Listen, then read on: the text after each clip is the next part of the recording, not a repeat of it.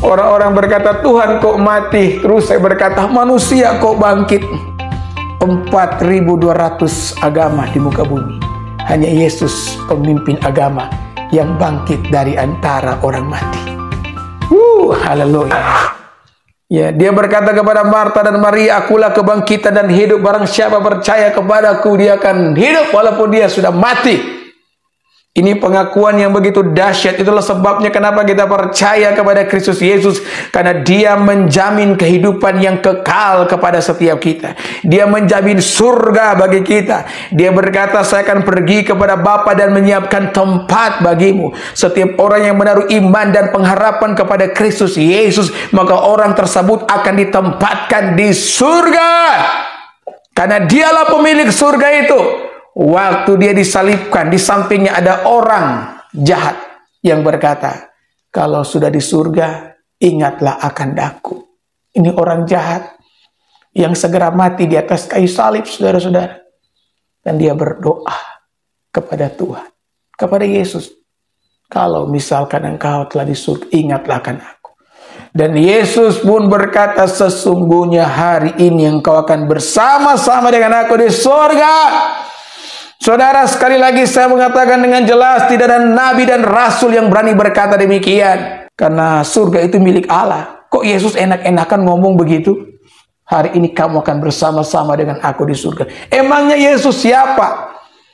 Kok dia ngomong begitu? Karena dialah yang empunya surga. Saudara, saya teringat satu kali ada jokes. Ini cerita lucu saja ya. Satu kali ada seorang anak muda yang meninggal dunia. Sampai di pintu surga, dia ngomong sama Petrus, Petrus, bolehkah saya bawa masuk motor ninjaku ini? Jadi dia punya motor ninja, ya Honda, ya, dan dia sudah bekerja keras waktu dia hidup dalam dunia untuk membeli motor ini, tetapi dia tidak bisa menikmatinya dalam waktu yang cukup lama karena dia meninggal di usia muda. Sehingga ketika dia mati, dia membawa, ini jokes saja, cerita lucu saja ya.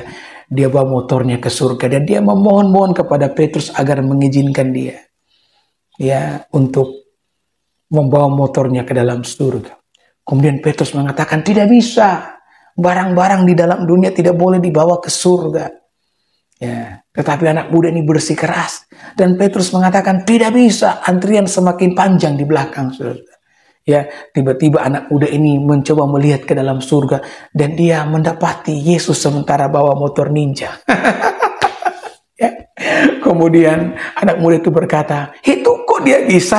Dan Petrus pun mengatakan, biasa, orang dalam. Ya, ini cerita lucu saja, saudara-saudara, tetapi punya makna bahwa Yesuslah pemilik surga itu. Amin. Sehingga dengan berani dia berkata bahwa engkau hari ini akan bersama-sama dengan aku. Kepada seorang penjahat yang disalibkan di sampingnya.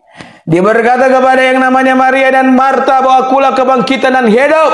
Kalau barang siapa percaya kepada aku, dia akan hidup walaupun dia sudah mati.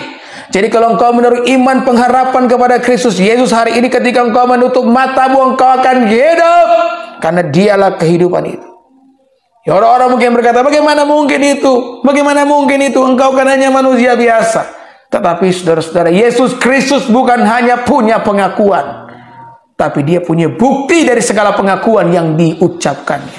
Maka dia berkata kepada Maria, di mana kalian membaringkan dia? Yesus segera menunjukkan bukti itu, bahwa dialah kebangkitan dan hidup.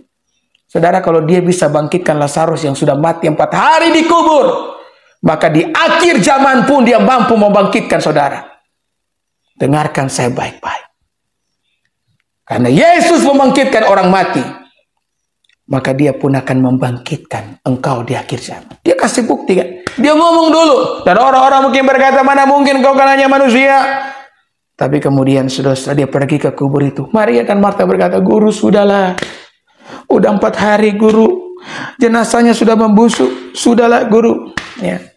Bagi manusia ini deadline. Saudara, ambang batas kekuatan kita adalah, ya, itu baru awal kekuatan Tuhan. Haleluya, haleluya, haleluya, haleluya, haleluya, haleluya, haleluya. Maka saudara-saudara, Marta dan Maria pun membawa Yesus ke kubur. Ya. Dan Yesus berkata kepada Bapa di sorga, Bapa, ya, Engkau yang telah mengutus aku, dan banyak yang tidak percaya. Tetapi biarlah hari ini terjadi, supaya orang-orang pun percaya. Maka Yesus pun berteriak kepada jenazah yang telah dikuburkan selama 4 hari itu, Lazarus, keluar! Maka Lazarus yang dibungkus dengan kain kafan itu lompat bagaikan pocong yang keluar. Saya selalu mengatakan kalau misalkan ya Tuhan tidak panggil nama Lazarus, Tuhan hanya berkata keluar, maka bukan cuma jenazah Lazarus yang keluar, itu jenazah-jenazah mungkin yang sudah dari zaman purbakala akan ikut keluar, karena dialah kuasa kebangkitan itu. Saudara, kalau dia membangkitkan Lazarus yang sudah mati 4 hari, suatu hari nanti ketika dia datang untuk kedua kalinya, dia akan membangkitkan semua orang yang percaya. Dia akan panggil nama Yohanes, Yohanes keluar. Dia akan panggil nama Andreas, Andreas keluar. Dia akan panggil nama Ria Tambunan keluar, Misel keluar, Dede Dula keluar. Dan semua kita akan keluar untuk memperoleh kehidupan yang kekal. Tapi barang siapa yang tidak percaya kepadanya, maka itu adalah hari celaka yang paling besar. Ya, bagi mereka yang percaya itu hari anugerah yang terbesar. Tapi bagi mereka yang tidak percaya, siap-siaplah kalian akan mengalami penghukuman yang kekal. Saudara, seberat-beratnya penghukuman dalam dunia ini, itu masih menunjukkan kasih Allah. Makanya kita mengatakan, barang siapa kutegur dan kuhajar, dialah yang kukasihi. Kenapa demikian? Yang ditegur Tuhan, dihajar Tuhan, dikasih oleh Tuhan. Selama penghukuman itu masih di dalam dunia, itu bentuk kasih sayang Tuhan. Tetapi kalau penghukuman itu sudah di sana, itu penghukuman yang kekal. Ya. Itulah sebabnya kenapa Alkitab mengatakan, relakanlah hatimu, karena Tuhan mengasihi dan mencintai engkau. Maka Alkitab mengatakan, saudara-saudara, Lazarus pun maksud saya keluar dari kubur. Dan akhirnya banyak orang Yahudi yang percaya kepadanya. Saudara, bagi Tuhan tak ada yang mustahil. Bagi Yesus tak ada yang tak mungkin. Mujizatnya disediakan bagiku, ku diangkat dan dipulihkannya. Haleluya.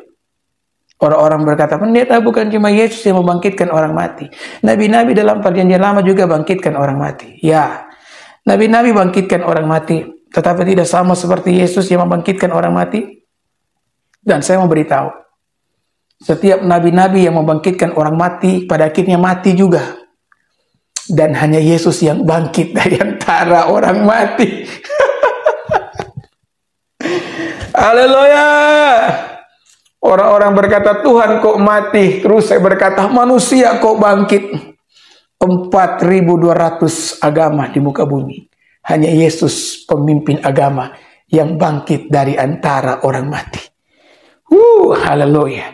Sehingga kita sebagai orang percaya bisa nyanyi, di seberang sana, na na na na na na, di seberang sana damai kekal, tak ada susah di seberang sana, sebab Yesus sertaku selama-lamanya. Ini lagu lama sih, saya sudah lupa ingat. Karena mama saya sering kali putar waktu saya masih kecil, saudara-saudara. Jadi ada harapan bagi setiap saudara. Ketika engkau menutup mata, ada harapan bagi saudara. Bagi Tuhan tidak ada perkara yang mustahil. Maka berserulah dan memanggillah nama Tuhan. Maka dia akan melepaskan engkau dari segala kesesakan engkau. Dan engkau akan memuliakan Tuhan. Haleluya, yang diberkati ketik, amin.